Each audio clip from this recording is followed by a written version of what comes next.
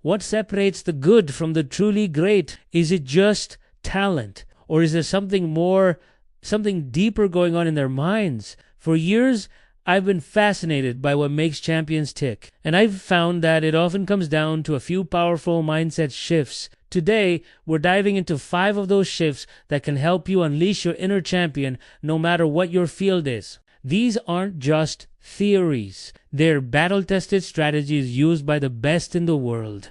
So, let's get started. Our first mindset shift is moving from a fixed mindset to a growth mindset. Someone with a fixed mindset believes their abilities are set in stone. They think, I'm either good at this or I'm not. This leads them to avoid challenges and give up easily when they face setbacks. But a growth mindset is different. It's the belief that your abilities can be developed through dedication and hard work. It's about seeing challenges not as threats, but as opportunities to grow. I once had the chance to speak with a renowned neuroscientist, Dr. Alistair Finch. I asked him about the science behind this. He explained the brain's neuroplasticity is incredible. When you embrace challenges and learn from failure, you're literally forging new neural pathways. The I can do it belief is a self-imposed cage. The I can learn to do it belief unlocks the brain's potential to adapt and improve. It's the biological foundation of becoming an expert.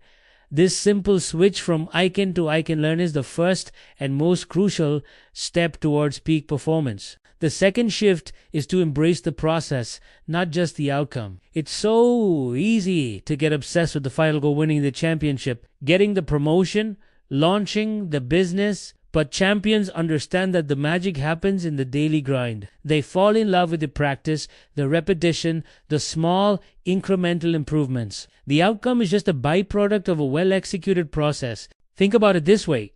A mountain climber doesn't just stare at the summit. They focus on each step, each handhold, each breath.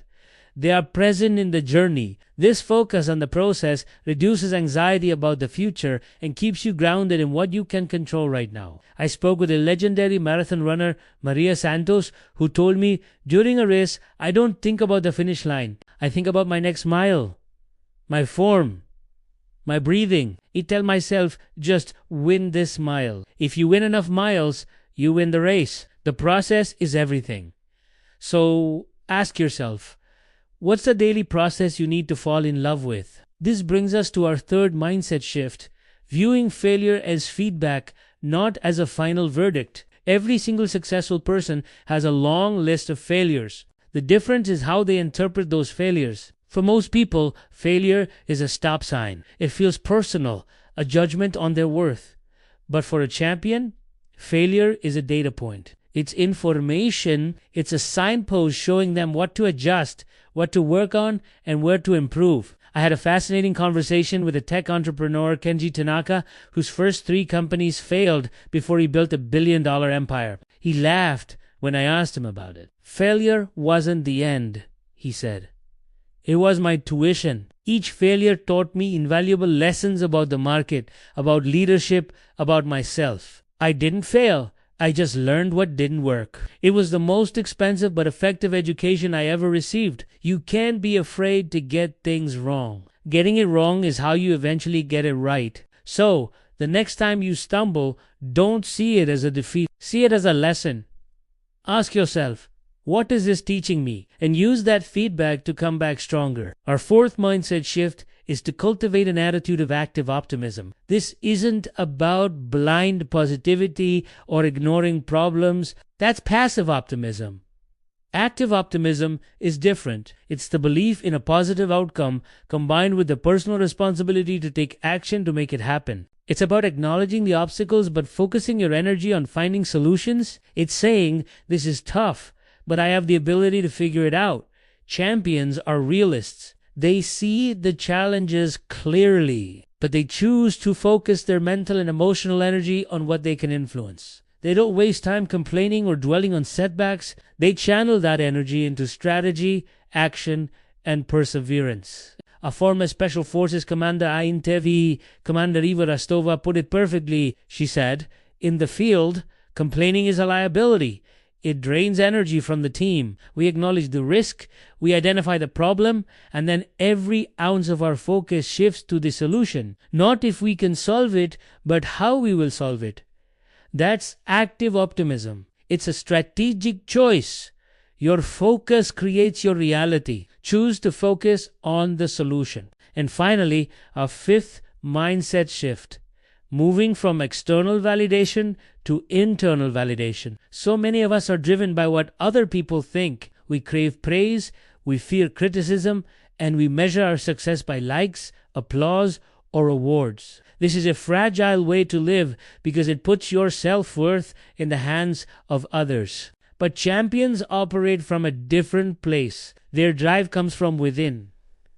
They have an internal scorecard. They're competing against their own potential. Their satisfaction comes from knowing they gave their absolute best, that they pushed their limits, and that they stayed true to their own standards of excellence. The external awards are just a bonus. I'll never forget what a world-renowned cellist, Julian Beale, shared with me. He said, "For years, I played for the critics. Every performance was filled with anxiety. Then I made a change. I started playing for myself, for the love of the music, for the pursuit of a perfect note. The moment I stopped needing their applause was the moment I found true freedom and, ironically, when my best performances began." When your validation comes from within, you become unstoppable. You are no longer performing for an audience. You are expressing your highest self. So there you have it. 5 mindset shifts to unlock your inner champion. Embrace a growth mindset. Fall in love with the process. View failure as feedback. Practice active optimism. And seek validation from within. These aren't just feel-good ideas.